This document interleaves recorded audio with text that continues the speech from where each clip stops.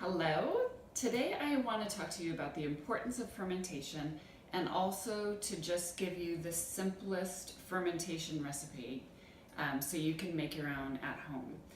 So if you've probably been hearing the term microbiome, it's all over popular science these days with good reason.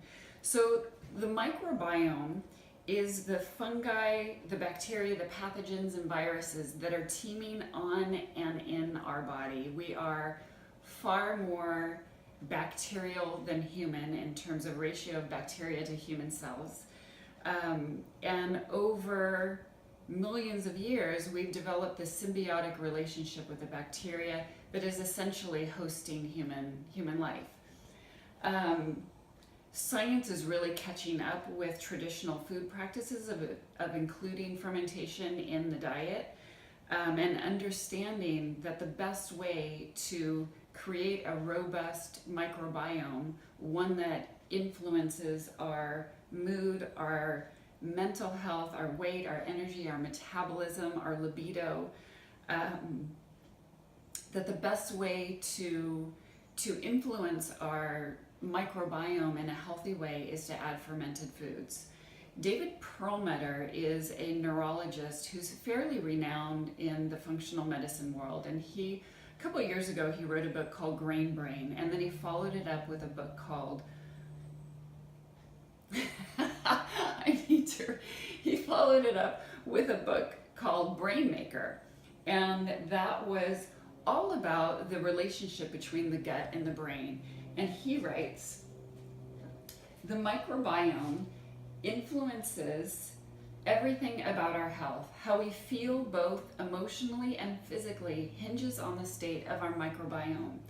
No other system in the body is more sensitive to changes in gut bacteria than our central nervous system, especially the brain. And so not only are we thinking about gut health when we're thinking about the microbiome, but we're basically protecting our health by tending to it. There's another Harvard researcher by the name of Dr. Alessio Fasano, and he did a lot of work around the effects of gluten on the gut.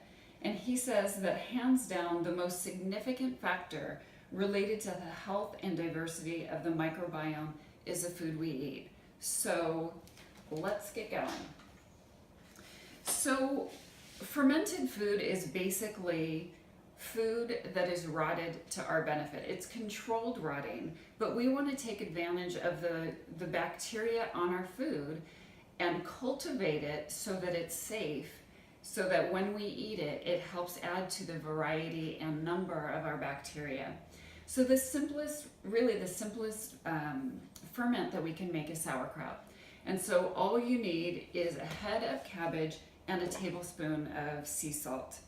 And so what you do is you just chop up a head of cabbage as finely as you like. However fine you chop it is going to be how fine your ferment is. And so just chop it up to your liking. So here's a head of cabbage already chopped up.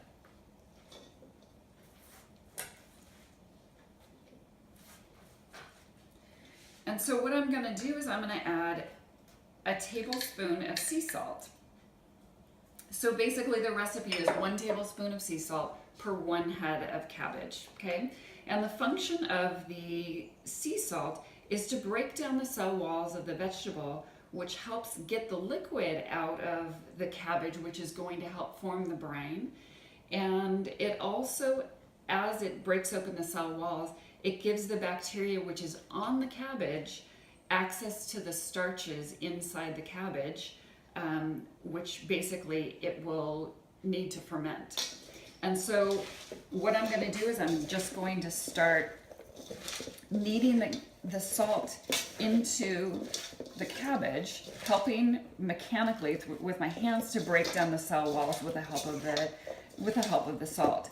And within minutes, what's going to happen is there's going to be liquid on my hand. Already the cabbage is breaking down. You know, if you've ever made coleslaw, that there's a lot of liquid in cabbage, and that's why it makes such a good ferment.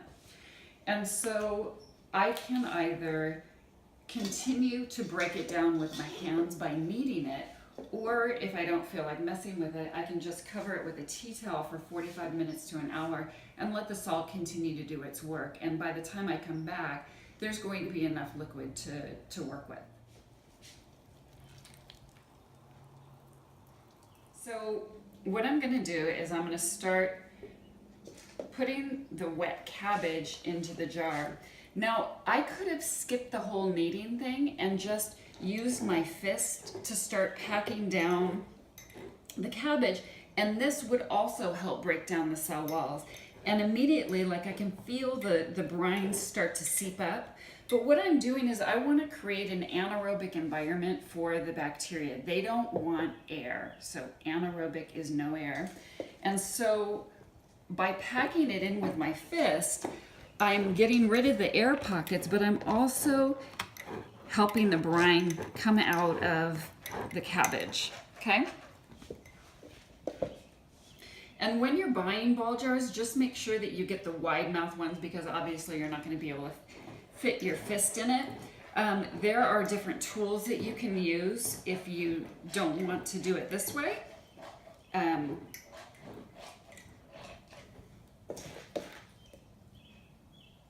So what I want ultimately is I want the brine to come above the vegetables. And so what that does is it just creates that anaerobic environment where the bacteria can do its work. We don't want the vegetables to be above the brine, because that's when we end up with issues like mold. And I don't want you to be afraid of mold. We'll talk about mold in a second. So check this out. Look at this. Can you see that? As I press, the brine is coming up. Okay, so now the brine is definitely above the vegetables. And so this is a great environment for the fermentation process to happen. And again, what's happening is the bacteria is chomping away at the sugars in the cabbage. As the bacteria does that, it off-gasses or produces lactic acid. And that creates a more acidic environment, which kills off the original bacteria that were on the cabbage and creates an environment where the next wave of bacteria, I don't know if they come to life, but an environment that's appropriate for a new wave of bacteria. That bacteria then munches away at the sugars, producing its own acids, and that new acidic environment kills off that wave of bacteria.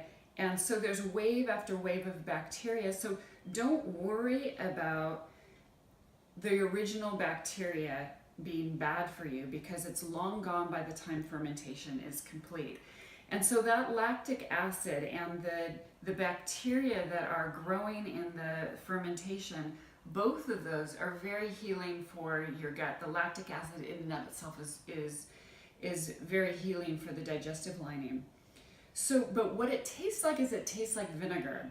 And so when the food industry took over the fermentation process, because it can be tricky and unreliable, what they did instead was they didn't ferment, but they added vinegar. And so you can go and buy a can of sauerkraut at the store that's not refrigerated. If it's vinegar, it's not fermented. It tastes just like sauerkraut, but it's not fermented.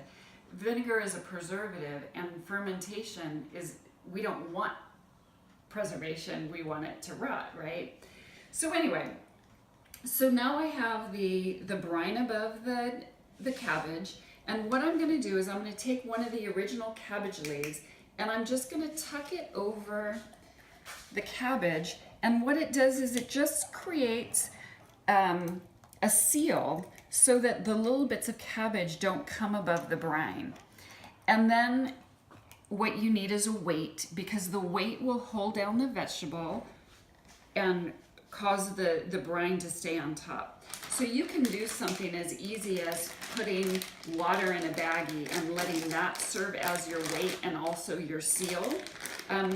I bought these fermentation pebbles that I really like, so I buy them the same width as my jar, and then it just holds everything down together, okay? And so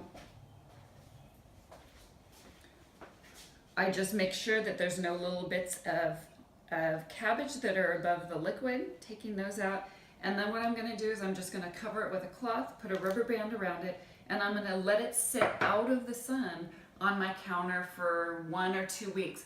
What you want to do is every once in a while you want to check it to make sure that the brine is above the cabbage, and if it's not, just push it down, no big deal. Cover it back up again. So sauerkraut will ferment much more quickly in warm weather than in cold. And so as the summer arrives, just know that you're gonna let it sit on your counter for a good week. Some people let it go for months. What happens is it just gets more and more sour. It's still good for you and has a lot of probiotics even after a week. I find that after about 2 weeks of fermentation, I start to lose concentration and I forget about my ferments. And so 2 weeks is about as long as I go in the summer. So when it's done fermenting, what I'm gonna do is I'm gonna take out the weight. I'm gonna take out this follower and I'm gonna store it in my refrigerator, kind of like a jar of pickles that will last for months. And again, I kind of pay attention to the brine on top, but I usually will enjoy a couple forkfuls a day. So I just incorporate it into any savory meal I have. And so it's not a main dish, it's a condiment. So you just need a couple forkfuls a day. So maybe if you're making eggs in the morning, have a couple on the side. If you are having dinner, just put the sauerkraut jar out on your table and encourage your whole family to start enjoying ferments. One more thing before we go. This is the most basic form of sauerkraut you can make, just salt and cabbage. You can riff on that in countless ways. So think of any herbs you might like, garlic, onions, apples, whatever. You can add to the cabbage and then just pack it into the jar. So just know that your ferment isn't going to taste any better than it does in the bowl. So make sure you like whatever salad you're creating before you put it in the jar to ferment. Okay, I think that's everything. Thank you, and please let me know if you have any questions. I'm happy to answer questions.